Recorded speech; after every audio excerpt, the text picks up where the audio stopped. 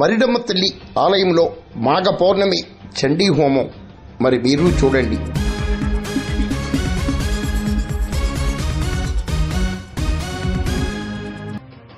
దేశంలో ప్రసిద్ధి చెందిన కాకినాడ జిల్లా పెద్దాపురం మరిడమ్మ తల్లి ఆలయంలో బుధవారం మాఘ పౌర్ణమి ప్రత్యేక చండీ హోమాన్ని ఘనంగా నిర్వహించారు.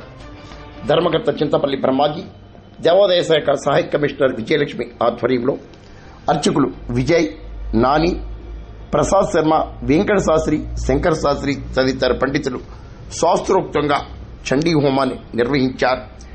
మాఘ పౌర్ణమి గడియల్లో చండీ హోమం చేస్తే సర్వ శుభాలు చేకూరుతాయని పండితులు వివరించారు.